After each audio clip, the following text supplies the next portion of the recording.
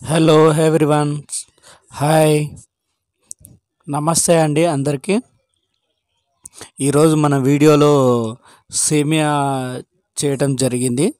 ఈ సేమియా ఎలా చేయాలో ఈ వీడియో మొత్తం చూడండి. అంతకుముందు మన ఛానల్కి సపోర్ట్ చేసుకోండి. తర్వాత ఇంతకుముందు మన వీడియోలో ప్రతి టీ చేయటం జరిగింది. ఆ టీలో ఏ విధంగా చేయాలి అనేది ప్రతి లింకు మన ఈ ఛానల్ పేజీలో, డిస్క్రిప్షన్లో, ఫేస్బుక్లో, ఇన్స్టాగ్రామ్లో ఫాలో చేయండి. ఇంకా వీడియోలోకి వెళ్ళిపోదామండి. వేయించి పెట్టుకున్న ఈ సేమియాని ఒక పాత్రలోకి తీసుకోవాలి. ఆ పాత్రలో కొంచెం వాటర్ పోసుకొని కొంచెం ఈ విధంగా బాగా కలియ తిప్పాలి లైట్గా. తరువాత మనం ఆ వాటర్ వేడెక్కేంత వరకు ఉండాలి. మాడిపోకుండా చూసుకోవాలండి, అడుగంటకుండా.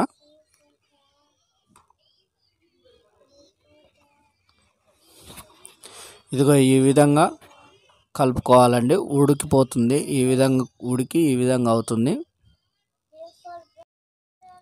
సేమియాని ఈ విధంగా వాటర్లో ఉడికిన తర్వాతనే మనం నెక్స్ట్ స్టెప్కి వెళ్ళిపోవాలండి. ఈ విధంగా ఉడికించుకున్న తర్వాత దీన్ని మనం బాగా కలుపుకొని తిప్పుకోవాలండి. తర్వాత ఈ విధంగా ఉడికిన దాంట్లో ఒక 2 కప్పుల వరకు షుగర్ వేసుకోవాలి. 2 కప్పులు అయితే సరిపోతుంది. ఎక్కువ వేసుకున్నారంటే కొంచెం స్వీట్ ఎక్కువ అవుతుంది. 2 అయితే సరిపోతుంది. ఆ షుగర్ని బాగా కలియ తిప్పాలి. మనం పాలని కాగబెట్టి పక్కన పెట్టుకోవాలండి. ఇలా ఈ విధంగా పెట్టుకున్న పాలని ఆ పాలల్లో మనం పై పొంగు వచ్చేంత వరకు ఉంచిన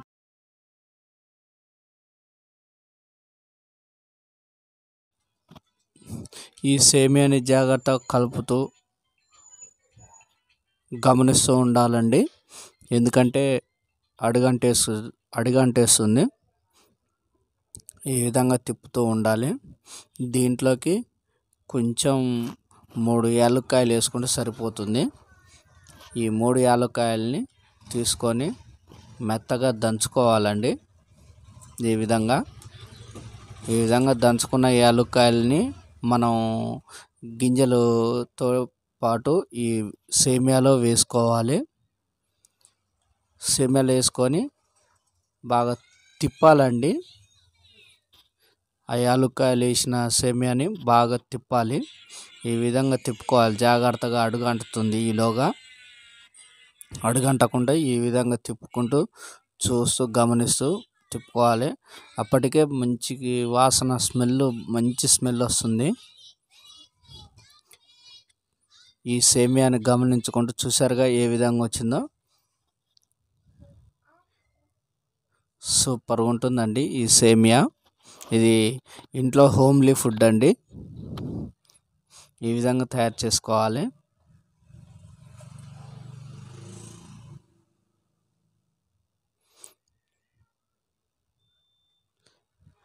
ఈ సేమియాలోకి మనం పాలు పోసుకోవాలి.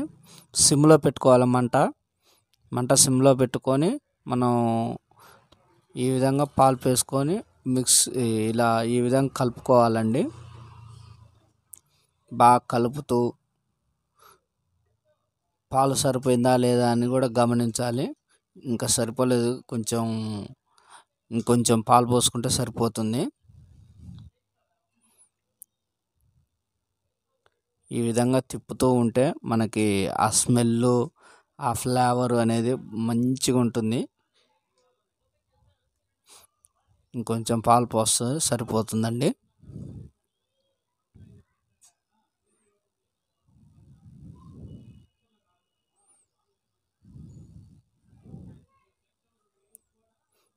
మళ్ళీ ఇంకోసారి పాలు పోసిన తర్వాత మళ్ళీ ఈ విధంగా తిప్పాలి.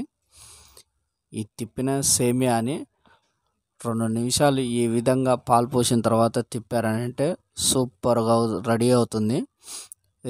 ఈ విధంగా రెడీ అయిన సేమియాని తీసుకున్నారంటే భలే టేస్టీగా ఉంటుంది. చక్కగా చూస్తానికి అందంగా ఈ విధంగా ఉంటుంది. సింపుల్గా ఈ విధంగా తయారు చేసుకోవచ్చు అండి.